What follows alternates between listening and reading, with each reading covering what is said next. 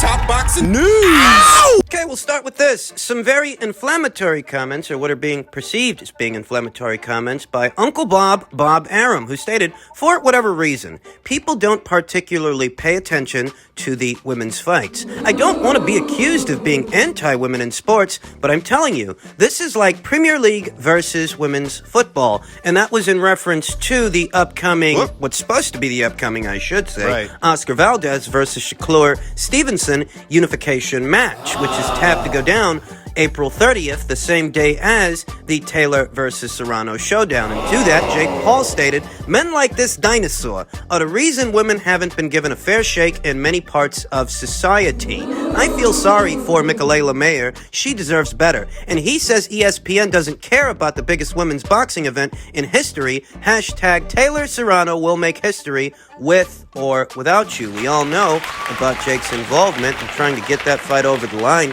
promoting it, and it's supposed to be going head-to-head with a top-ranked card. In so many words, what Bob Arum stated is that the people over there at ESPN had no aversion to staging the Valdez versus Stevenson card the same day as Taylor versus Serrano because they don't anticipate that many people are going to be watching the Taylor versus Serrano fight. If they have to choose, they'll choose the Stevenson versus Valdez fight. And as strange as this might sound, he might have a point because we are talking about two cards set to go down here in the United States where the progress in women's boxing is not akin to the progress we've seen in the United Kingdom and other parts of Europe. There's a lot more work needs doing in America as opposed to some other parts of the world. South of the border, for example, where many female fights. Oh yeah, there's a fuck ton of female fights in Mexico. A fuck ton of female fighters. One fight that got considerable attention late last year was the Jackie Nava versus Barbie Juarez showdown. A showdown that was years in the making that finally took place, and when it did, it got considerable attention. But that kind of attention, it's harder to get it here stateside. Listen, I ain't in the business of defending things that Bob Arum says, but what he said, as blasé and as cavalier as it might seem on the face of it, he actually has a point because it's harder to get a female fight, a female boxing match, that kind of attention in America, and based on that and those metrics, the people at ESPN probably didn't have any aversion to staging Valdez versus Stevenson the same day as Taylor versus Serrano. If they did, they would have moved the card to another day. For fear that the boxing community at large and that audience might be divided between Matchroom's show and Top Rank's show. If they had any aversion to doing that, they would have moved Valdez versus Stevenson, which isn't even done, by the way. Yeah, Shakur's saying that Oscar hasn't signed the contract. He hasn't signed the contract yet, and until he does, that fight's not even done. Better still, Bob Arum's a very, very old guy. Old school guy, very old-fashioned, very old. And these old guys, they don't waste time sparing anyone's feelings. Whether they're wrong or right, they're going to tell you exactly what they think without a filter. These fucking old guys, kind of like the comments Bob Arum made about Terrence Crawford losing his money. I told you, Bob Arum is an asshole. Make no mistake. That's what he is. He is. He's an asshole, but he's an equal opportunity asshole. Men, women, children. Probably animals, too. I've been telling you guys that Taylor versus Serrano potentially going head-to-head with Valdez versus Stevenson, it's not really an issue because both of those fights are happening in different time zones. Taylor versus Serrano is happening on the East Coast, whereas Valdez versus Stevenson, if they get it over the line and it takes place, that's happening way out west. That's going down all the way out there in Vegas. I don't think those two main events are going to actually be going down at the same time, though I'll go as far as saying... Well, even if they did, you can't watch those two fights, those two cards at the same time? It's 2022, people. You can have one card on your flat-screen TV and another on your tablet, smartphone, or laptop. You can watch both of those fights at the same time if you want to watch both of those fights at the same time. So it was really never an issue, as far as I'm concerned it wasn't. It was really never an issue to begin with, both of those cards going head-to-head with each other, potentially. But Bob... What's Bob, 80 or 90 years old? Maybe in his mind it's an either-or situation because he doesn't realize you can watch two cards at the same time. It's 2022. You're not limited to just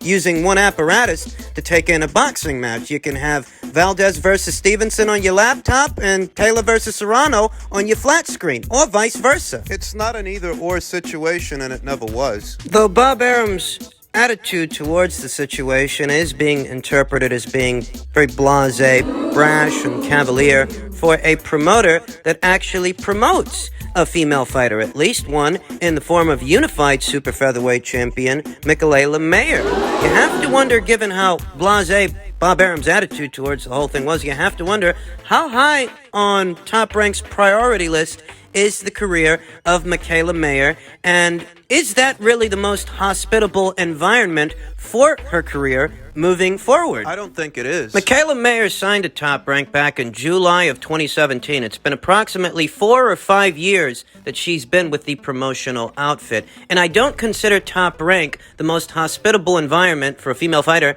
a female unified super featherweight champion, because she's the only female fighter they promote. They don't have a stable of female fighters. You can't just build her up. You have to build up her opposition the same way you do for the guys. The same way you built up Jose Pedraza and Teofimo Lopez for Vasyl Lomachenko. You gotta do it for the girls the same way you do it for the guys if you want it to work, and that's really not what Top Rank has been doing the last 4 or 5 years. What they should have done was sign Alicia Baumgartner and several other talented super featherweights. Because there are many talented female boxers right here in the US of A that I think would do very well if they were given the opportunity, if they were given the platform, and if it were Top Rank's intention to grow the sport's profile, not just Michaela Mayer's profile, but the sport overall. But that's just it. That doesn't seem to be Top Rank's intention. That intent is more associated and akin to what Matchroom is doing with UK-based fighters and some Americans. Michaela Mayer should go to Matchroom. I've said this before in passing, and I'll say it here again. I think that's where she's going to end up. Wouldn't be at all surprised to see her cross over to the Matchroom side of things and get promoted by them.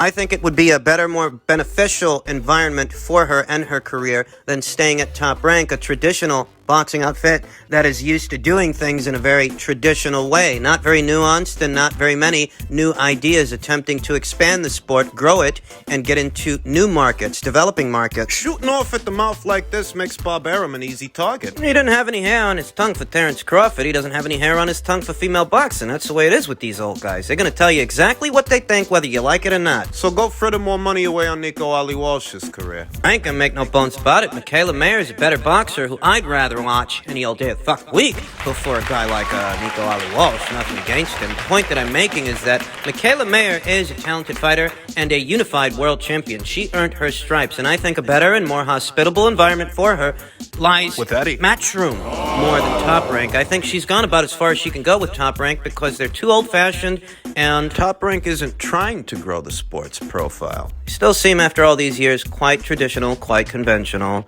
and they only got one way of doing things, and I don't think they're doing what they need to do. Not everything for the sport and for Michaela Mayer. So, when that contract's up, she needs to call Eddie.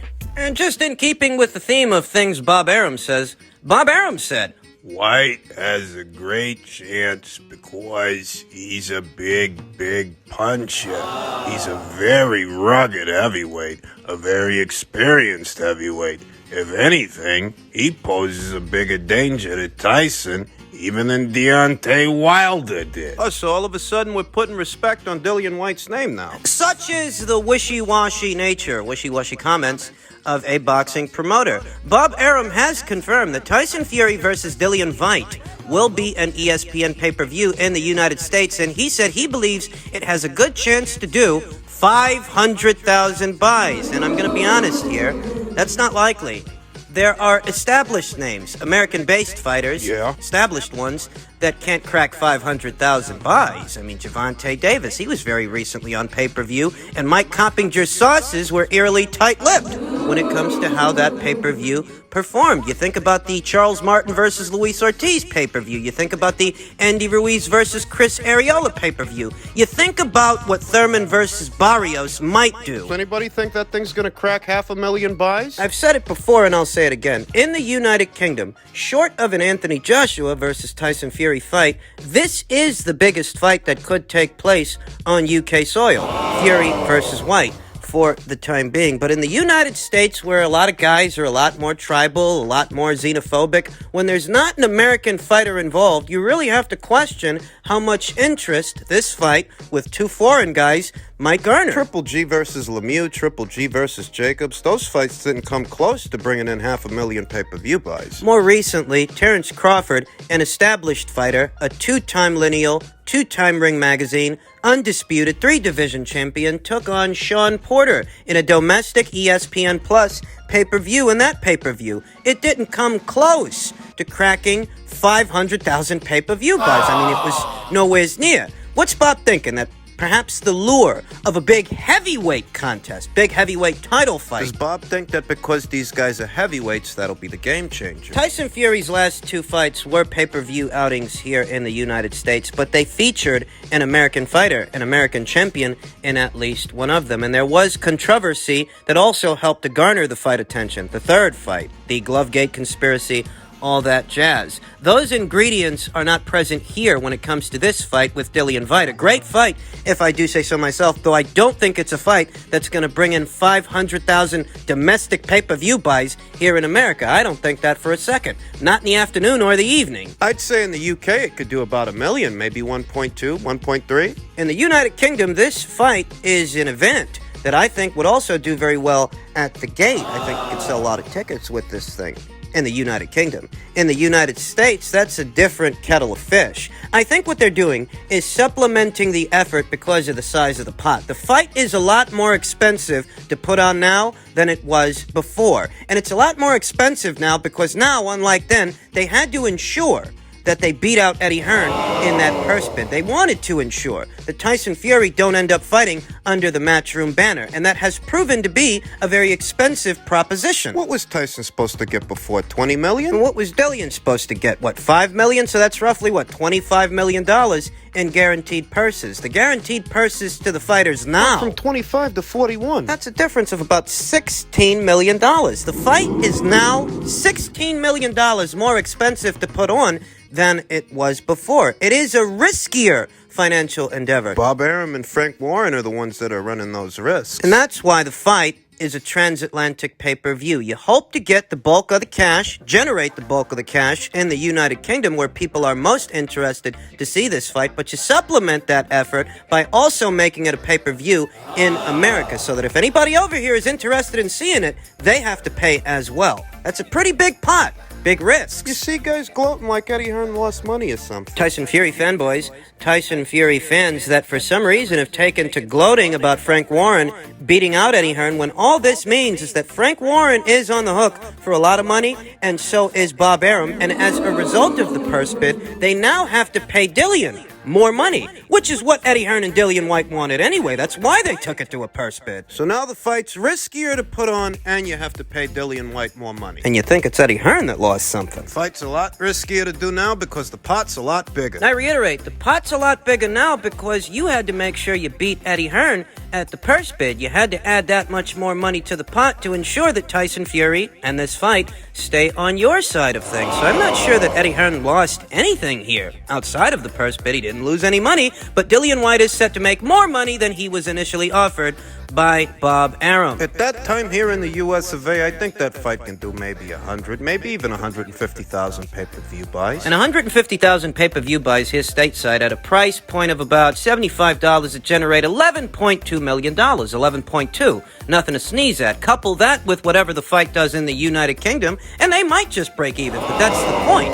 They've got to supplement the effort here in America to ensure They've got to sell a lot of fucking pay-per-views to break even. about 1.5, maybe 1.6 million pay-per-views in the UK, and, perhaps 150,000, somewhere around there in the United States. The silver lining is it's doable. It can be done. It's a goal that's an attainable goal, given the size and scale of this fight in the United Kingdom and what interest it might garner in the United States. But 500,000, you can fucking forget it. Now addressing Bob Arum's newfound respect for Dillian Whyte as a world title challenger, a world-class contender. He wasn't talking like that ahead of that Otto Valeen fight. He didn't think that Dillian would make it past Otto. Now he thinks he can give Tyson Fury a lot of problems. In truth, I'm not too hung up on what a promoter who's trying to sell a fight has to say. I already told you guys. Dillian Whyte's base style makes for rough seas. Rough seas for Tyson Fury. Whether Tyson Fury decides to fight the fight as a pure boxer or a pressure guy like he did with Wilder. Pure boxer like he did with Klitschko. Right. Pressure fighter the way he did with Wilder the last 2 times. He can make it rough seas for Tyson Fury, even if Tyson Fury wins. Far too many people out there think of Tyson Fury as being all but invincible based on what he did to a one-handed fighter, a one-handed puncher who doesn't have much of a gas tank. Not much of a work rate either. Wilder's not a combination puncher. He never was. And as far as his arsenal, his variety of punches, his best punch really is the straight right hand and just the straight right hand. He doesn't have much of an uppercut, doesn't have much of a left hook. He really ain't much of a jabber. Whatever you did to Wilder has absolutely nothing to do with how a Dillian Whyte fight might play out, because Dillian Whyte, I know this might come as a surprise to all of you, but What? He ain't Deontay Wilder. Different guy, different fight based on the styles of the fighters. And styles, as we all know, they make fights. Regardless of how Tyson Fury decides to approach this guy, whether he decides to move and punch or come forward and apply pressure, it's rough seas any way you slice it. You talk to these guys, they think Tyson Fury's gonna punch his head off his shoulders. Oh, like he punched Otto Wallin's head off his shoulders? Let me tell you something. Tyson Fury battered Deontay Wilder in their last 2 fights he did.